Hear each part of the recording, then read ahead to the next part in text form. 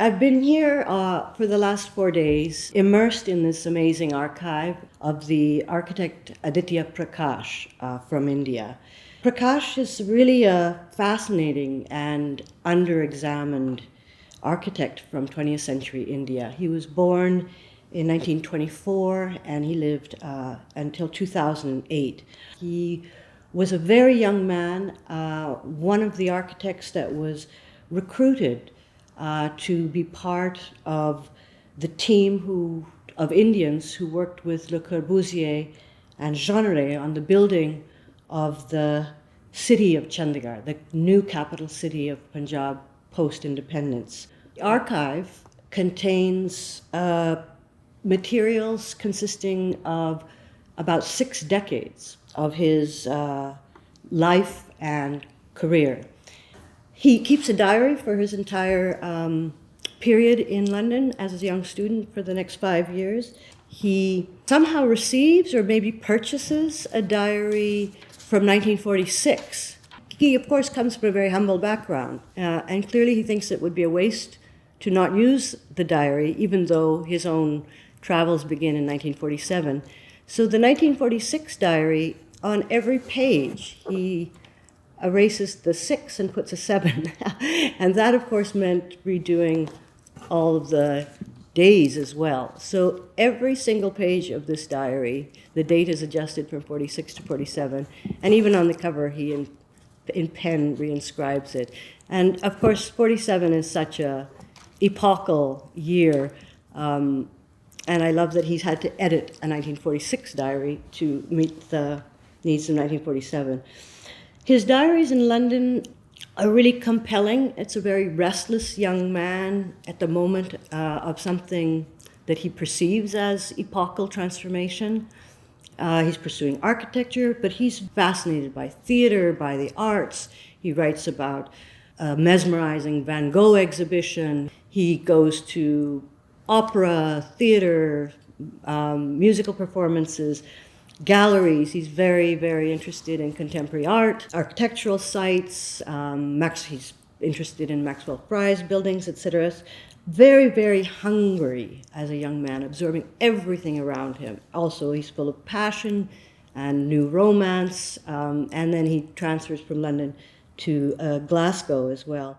So I'm struck by a number of the photos and images that he's collected around this experience alongside the diary.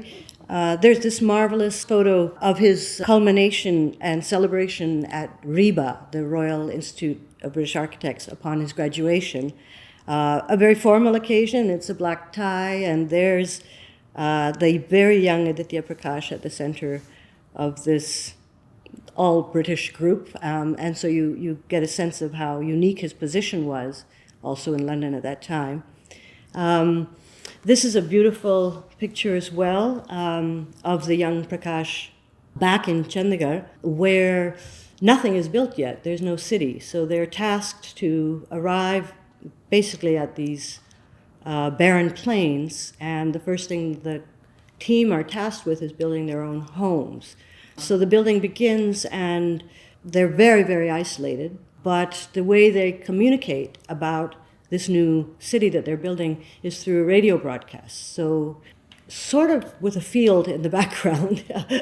Nothing is there, but on air, reporting to all of India what they're doing up in Punjab. And I love that he wears a fine 3-piece suit and tie for radio broadcasts. This album in particular is very memorable because it's an album that he composed, obviously, about kind of the journey of his life from the UK as a student back to the building of the city. And there's many pictures, photographs that he took of the buildings in the capital city that he was obviously very proud of. This photograph of a building in which he then expands the building through a line drawing that's completely refined and beautiful by hand. Moments like this in his archive become works of art in their own right. And his archive is absolutely full of these things. And an album is not just an album of photographs. An architectural drawing is not just a simple technical drawing. They're always reworked with a strong sense of aesthetics in mind. The 1978 artist's book, titled Chandigarh in Free Verse, was created by Prakash on the 25th anniversary of the building of Chandigarh in 1978, also on the occasion, in other words, of the Silver Jubilee. It's a remarkable book. It contains drawings, photographs, poetry, collage, cutouts, prints, sketches, this sort of page of homage to Le Corbusier himself, who he describes as a French genius, a dreamer, a passionate thinker, one of his gurus. To me, it belongs to the genre of an artist's book, which challenge, of course, both the idea of a book as well as the idea of art, what an artist produces. And so that's a very special object in the archive as well. Prakash was a wonderful artist. He painted and sketched and drew from the earliest moments as a student in London until actually full-time after his retirement throughout the 90s. For about a 15-year period, he described himself no longer as an architect. He had retired from that and instead as an artist, and he painted every day. These, I think we all agreed, were among our favorites. His birds, made in 1983. They're completely beautiful. They're made, as you can see, with really one very fine line, a continuous line. These birds are so striking because they're made with what appears to be a felt marker in one very voluminous line and strokes, and then punctuated, of course, by these beautiful splashes of color, very, very simple primary colors, either circles or, in this case, a kind of accented stripe. But his birds, these are from 1983, are either kind of very full and rounded and smooth almost, or ruffled with feathers and kind of activity. This one is kind of an elegant sort of peacock puffed up, so the volume of his line is extraordinary. And this one, of course, is in flight, and you can almost feel like the breeze coming through these wings. So the birds are remarkable. Very simple, completely, I would say, modernist. And he's finding his own really form of expression with a simple modernist line. I think the reason that the diary interests me around that is that it's not necessarily a nativist view of birds that emerges from the soil of Punjab. It's really this modernist synthesis of many, many influences and awarenesses that results in drawings as beautiful as these. Another thing I found fascinating in the archive was the range and wealth of materials that reflected Prakash's investment and interest in the reri in India. The reri is basically a wooden cart that Prakash called a mobile shop, who is known as the reriwala, or the mobile merchant. These mobile carts contain all manner of goods and wares, food supplies, fruits and vegetables, but also merchandise and clothing, everything that an Indian could need on a daily basis. The reri is the opposite of the fixed shops that the city of Chandigarh designed. The reri, in other words, was not part of Le Corbusier's master plan. They're illegal, unlicensed, and they're part of what we now understand as an informal economy. But Prakash saw that they were actually absolutely desirable, their fundamental indispensability to India and their continuity with history and tradition and the marketplace. And not only that, he saw that the reri phenomenon and the merchant mobile shopkeepers were part of the fabric of culture and life. So he invested a great deal of energy in his design practice and urban planning vision. This one is a proposed design for a cycle reri, a massive innovation. The reri is normally a wooden platform with 4 wheels, about as simple and inexpensive as it gets. And his design is fantastic. It includes the wooden platform, but the cyclist sits in the middle of it, and it's a three-wheeler. And presumably, as he said, it would be better on the bumpy roads. The fruits and vegetables would be a little bit more stable, and it would go faster. The Rarivala could go through the residential. So this was really a design around improving the efficiency of the Rari itself. Here he's interested in the existing designs, and he writes about these. So the Rari is often flat, sometimes in a row, as in this one, the four wheels. Sometimes he notes that Raris have shelving, and they become kind of like mobile shops, and he's interested in that design. He observes that this allows for the display of different types of goods.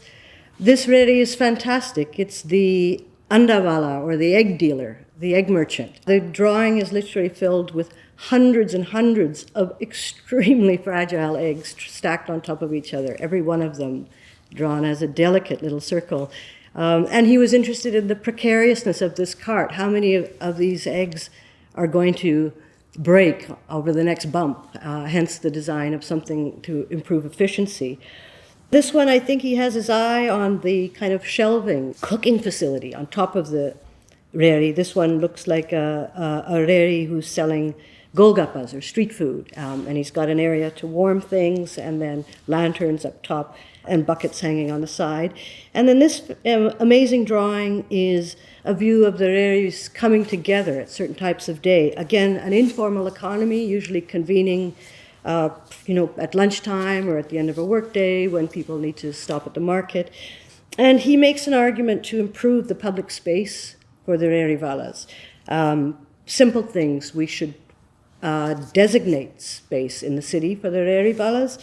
It should be shaded. We should incorporate running water, taps, better hygiene conditions, drainage, routine garbage collection, and more trees planting. So to make the social space of the Rari an aesthetic space, that was his argument. And there's a number of these amazing photographs of new Raris, little wood models of Raris that he's designing. And so we see here the three-wheeler Rari, cycle Rari, as well as a Rari with a canopy for shade, presumably to keep the goods out of the sun, etc. So he's playing with small maquettes or models of the Rari, and he's photographing them. So those are very sweet. They're almost like little wooden toys.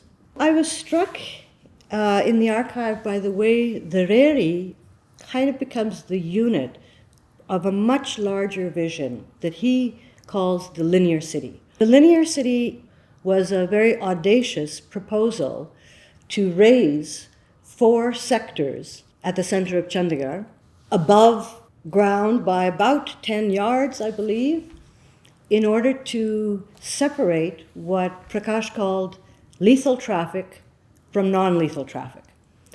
Lethal traffic was cars, buses, the things that kill you on the road. Non-lethal traffic were cycles, pedestrians, chicken, cows, goats, Raris, and every other form of life, a hustle and bustle that impinges on the urban space from the surrounding villages, the continuity of urban life in India with village life. So you see here how he saw ways to raise that.